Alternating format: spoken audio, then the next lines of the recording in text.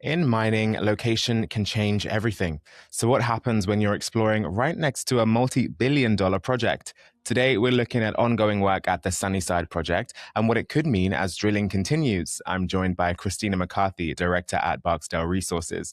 Christina, welcome to the watch list. Thanks for having me, Ricky. It's a pleasure to have you with us.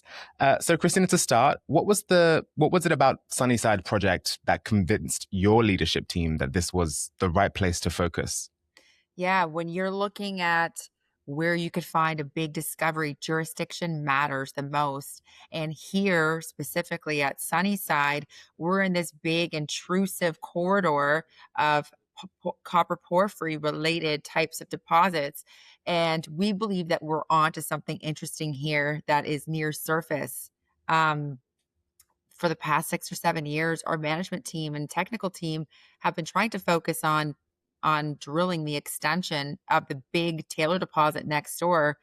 But in this recent set of drilling, we've just believed that are on the brink of a copper discovery where we have intercepted copper pretty much near surface from about 3 meters and big, long intercepts. So that's exciting for us because the rocks matter here. The rocks are everything. And we believe we're in this bigger type of deep seated copper porphyry system. And we believe that we might even have the heat engine, which is associated with all of the mineralization directly on our project and the big what's developed and made the big property package over at Hermosa next door with their Taylor, Clark, and Peak deposits. And continuing to on the subject of location, a big part of the story is where you're located. As you've kind of just mentioned there, you're working within the same mineralized system as South 32's Hermosa project right next door. How does that proximity create a strategic and capital advantage? Yeah, it's quite interesting because there's been about 4 billion plus invested in development on that side of the border.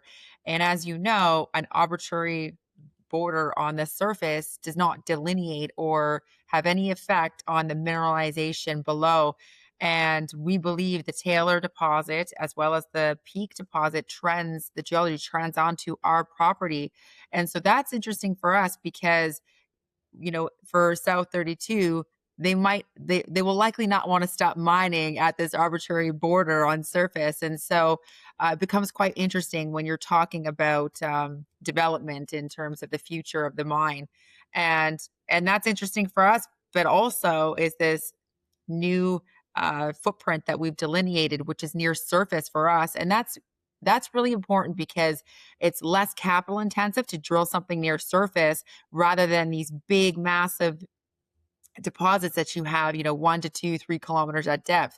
You can find these smaller copper delineated zones that effectively can pay for the development of this higher grade copper system at depth.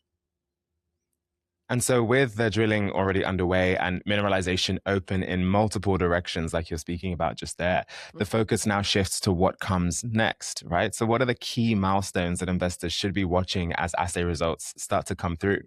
Yeah, that's exciting because right now we've delineated about 600 meters in strike length. Then we stepped out to the north and drilled 650 meters. We're seeing all of the same favorable host rock, which is this quartz monzonite associated with copper mineralization. We see it all over. We're stepping out to the south and then we'll step out another 600 meters to the west. So now you're starting to increase that footprint.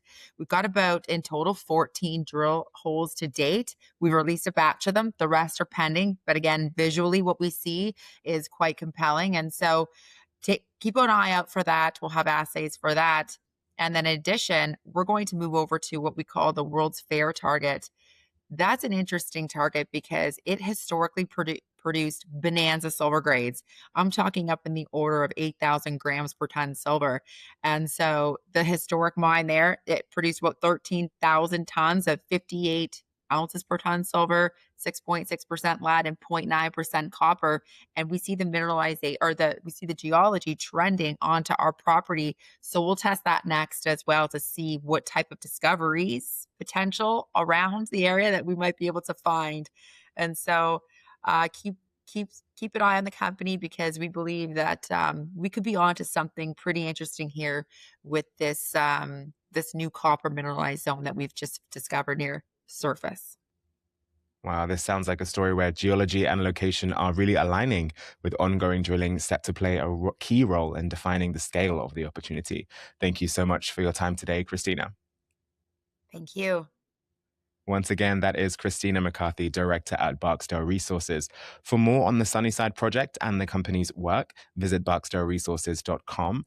That's all for this episode of The Watch List. I'm Ricky Lee. Make good choices today.